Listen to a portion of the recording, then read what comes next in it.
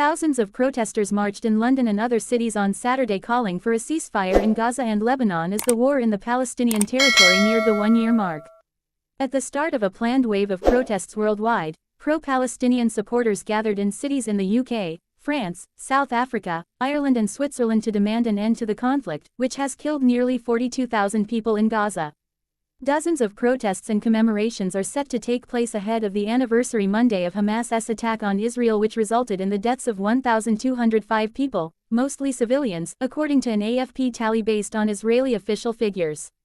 Israel's retaliatory military offensive has killed at least 41,825 people in Gaza, most of them civilians, according to figures provided by the territory's health ministry and described as reliable by the United Nations. At the National March for Palestine, in London, familiar chants, "Ceasefire now," "Stop bombing hospitals," "Stop bombing civilians," and, "From the river to the sea, Palestine will be free," were joined by shouts of, "Hands off Lebanon." Global marches. Zakaria Bakir, 28, said he has attended dozens of marches around the UK. Large numbers continue to turn up because everyone wants a change, Bakir told AFP.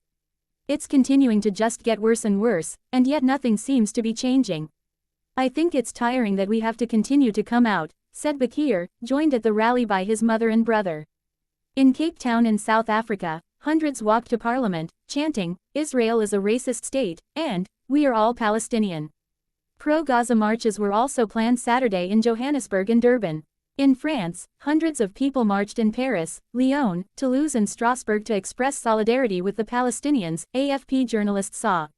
Several thousand people came together in the Swiss city of Basel for a pro-Palestinian demonstration, with marchers calling for a ceasefire, economic sanctions on Israel and an end to Swiss scientific collaboration with Israel, the Keystone ATS news agency reported. Other pro-Palestinian protests were planned over the weekend and on Monday in cities including New York, Sydney, Buenos Aires, Madrid, Manila, and Karachi. Not good enough. In the British capital, several protesters criticized the new Labour government, carrying posters reading, "Starmer has blood on his hands." Prime Minister Keir Starmer has called for a ceasefire in Gaza and the release of hostages held by Hamas, as well as suspending some arms licenses to Israel. However, many at the rally said it was not enough. Sophia Thompson, 27, found Starmer's stance hypocritical.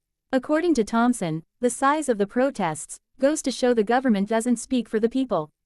As you can see here today, this is the true essence of what the sentiments of the UK are, she added.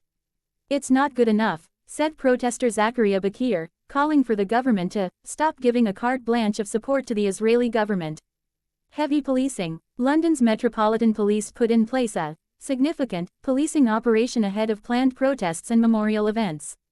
While the rally in London was largely peaceful, at least 15 people were arrested, including 3 on suspicion of assaulting an emergency worker and 1 on suspicion of supporting a proscribed organization.